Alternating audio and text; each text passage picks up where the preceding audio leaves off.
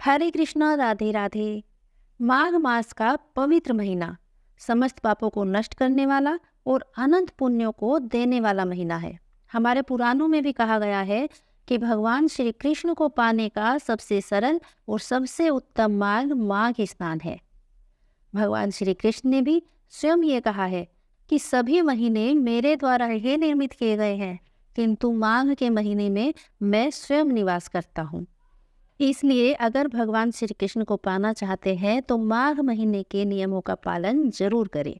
जिस प्रकार कार्तिक के महीने में भगवान श्री कृष्ण के दामोदर स्वरूप की पूजा की जाती है, उसी प्रकार माघ के महीने में भगवान श्री कृष्ण के माधव स्वरूप की पूजा की जाती है। इसलिए माघ के महीने में सूर्योदय से पूर्व उठकर किसी भी पवित्र नदी में या फिर अपने घर में ही पानी में गंगा जल मिलाकर स्नान करना चाहिए। भगवान श्री कृष्ण की पूजा अर्चना करें। इस महीने में तिल और गर्म कपड़ों का दान जितना हो सके ज़्यादा से ज़्यादा करें।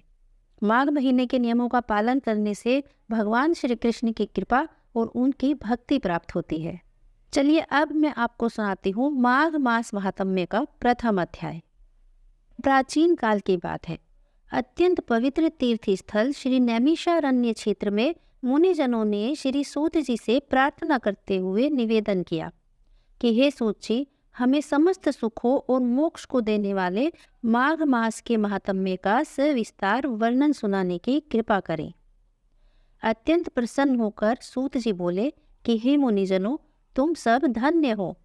तुम्हारा हृदय भगवान श्री कृष्ण की भक्ति में सदैव लीन रहता है, इसीलिए तुम्हें माघ मास का व्रतान और महात्म्य का वर्णन सुनाता हूँ। सर्वप्रथम माघ मास का विस्तार वर्णन स्वयं भगवान शंकर ने देवी पार्वती को सुनाया था। इसीलिए इस महाव्रत के कर्णधार स्वयं देवादिदेव भगवान महादेव ही हैं। एक दिन की बात है, कैलाश पर्वत पर निवास करते समय देवी पार्वती ने अत्यंत जिज्ञासापूर्वक तथा भक्ति सहित अपने आराध्य देव भगवान शंकर से निवेदन किया कि हे प्रभु, मुझे माघ मास के व्रत का महात्म्य पूजन और इसका इतिहास विधि पूर्वक बताने की कृपा करें। देवी पार्वती के भक्तिपूर्ण पवित्र भाव देखकर महादेव जी अत्यंत प्रसन्न हुए और बोले कि हे प्रिय, अति प्राचीन काल का वृत्तांत है, सुनो। महाराज दिलीप ने एक बार एक विशाल यज्ञ का आयोजन किया। यज्ञ के अंत में अनेक ऋषि जनों ने राजा को इस विशाल यज्ञ के आयोजन के लिए अनेकों आशीर्वाद दिए। नगर के निवासियों ने भी राजा की बहुत प्रशंसा की। उसके बाद राजा दिलीप अपने पैरों में जूते और सुंदर वस्त्र पहनकर शिकार की सामग्री से युक्त होकर कवच और शोभायमान आभूषण पहने हुए अपने सिपाहियों से घिरे हुए जंगल में शिकार खेलने के लिए गए और अपनी नगरी से बाहर निकले। उनके सिपाही जंगल में शिकार के लिए मृग, व्याघ्र, सिंह आदि जंतुओं की तलाश में इधर उधर फिरने लगे। वह वनस्थली अत्यंत ही शोभा को प्राप्त हो रही थी। कहीं कहीं मृगों के झुंड फिर रहे थे, कहीं गीदड़ अपना भयंकर शब्द कर रहे थे, कहीं गैंडों का समूह हाथियों के समान फिर रहा था, कहीं वृक्षों के कोटरों में बैठे हुए उल्लू अपना भयानक शब्द कर रहे थे, तो कहीं सिंहों के पदचिन्हों के साथ घायल मृगों के रक्त से भूमि लाल हो रही थी, कहीं दूध से भरी थनों वाली सुंदर भैंसें फिर रही थी, तो कहीं पर सुगंधित पुष्प हरी भरी लताएं वन की शोभा को बढ़ा रहे थे। कहीं बड़े बड़े पेड़ खड़े थे, तो कहीं पर उन पेड़ों पर बड़े बड़े अजगर और उनकी केंचुलियां भी पड़ी हुई थी। वन में राजा दिलीप को कई प्रकार के जानवर दिखाई दिए, परंतु राजा दिलीप सिंह के शिकार के लिए ही उत्सुक थे। अचानक राजा दिलीप को दूर जंगलों के बीच एक अत्यंत सुंदर मृग दिखाई दिया। उस मृग को देखकर राजा आश्चर्यचकित रह गए। इतना विशाल और इतना सुंदर मृग उन्होंने अपने जीवन में पहले नहीं देखा था। महाराज ने एकदम अपने अश्व की दिशा उस मृग की ओर कर दी। अब राजा का अश्व अत्यंत तीव्रता से मृग का पीछा करने लगा, परंतु राजा का अश्व जितना तीव्र होता, मृग की गति और तेज हो जाती। महादेव बोले, हे पार्वती, वह साधारण मृग नहीं था, अपितु मायावी मृग था। वह मृग कभी कभी लंबी कुलाएं भरता हुआ अदृश्य हो जाता, तो फिर अचानक दिखाई देने लगता। राजा और उनके अनुचर बहुत परेशान और हैरान थे। उनके अश्व अत्यंत दुर्गम, आच्छादित और कष्टपूर्ण प्रदेशों से अति तीव्र गति से उस मृग का पीछा कर रहे थे। तभी मृग कांटेदार वृक्षों के एक जंगल में घुसा। राजा ने भी उसके पीछे पीछे वन में प्रवेश किया, परंतु कुछ दूर जाकर वह मृग राजा की दृष्टि से ओझल होकर निकल गया। अब राजा उस निर्जन वन में अपने सैनिकों सहित प्यास के मारे बहुत दुखी हो गया। दोपहर के समय से अधिक मार्ग पर चलने से सैनिक भी थक गए और उनके घोड़े भी रुकने लगे। पीछा करते करते सायंकाल का समय हो चला था।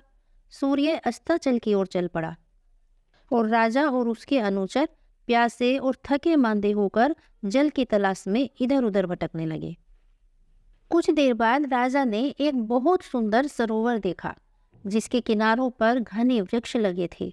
इसका जल सज्जनों के हृदय के समान स्वच्छ और पवित्र था। सरोवर का जल लहरों से बड़ा सुंदर लग रहा था। जल में अनेक प्रकार के जल जंतु, मछलियां आदि स्वच्छंदता से इधर उधर फिर रहे थे।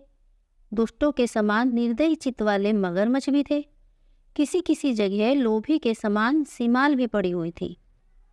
जैसे विपत्ति में पड़े हुए लोगों के दुखों को हरने वाले दानी पुरुष के समान यह सरोवर अपने जल से सबको सुखी करता था। जैसे मेघ चातक के दुख को हरता है, इस सरोवर को देखकर राजा की थकावट भी दूर हो गई।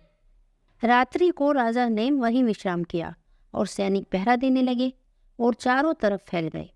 रात के अंतिम समय में शुकरों के एक झुंड ने आकर उस सरोवर में पानी पिया और कमल के झुंड के पास आए।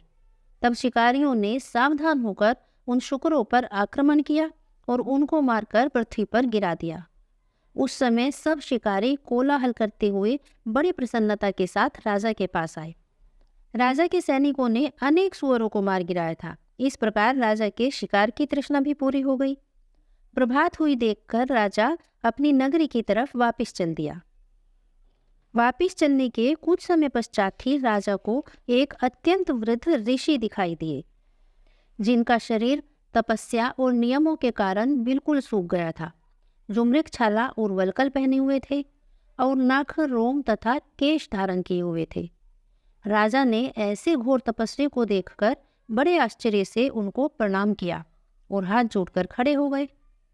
उस तपस्वी ने राजा से कहा कि हे राजन, इस पुण्य शुभ माघ मास की बेला में तुम इस सरोवर को छोड़कर यहाँ से जाने की इच्छा क्यों करते हो? तब राजा कहने लगा कि हे महात्मन, मैं तो माघ मास के विषय में कुछ भी नहीं जानता। माघ स्नान के फल के विषय में भी कुछ नहीं जानता। कृपा करके आप मुझे इस विषय में विस्तार पूर्वक बताइए। माघ मास का प्रथम अध्याय यही समाप्त होता है। इससे आगे की कहानी माघ मास के दूसरे अध्याय में सुनिएगा। हरे कृष्णा, राधे राधे।